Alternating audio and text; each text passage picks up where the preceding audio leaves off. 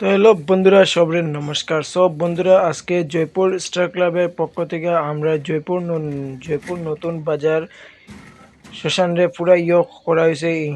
যে পরিষ্কার পরিচ্ছন্নতা একদম করা হয়েছে।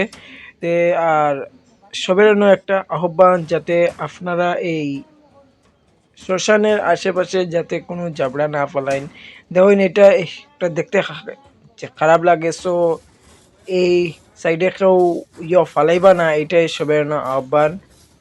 আর আজকে কি জয়পুর স্টার ক্লাবের পক্ষ থেকে এই যে শ্মশানের আশেপাশে যত জাবড়া আছিল সব এখানে পরিষ্কার করা হয়েছে।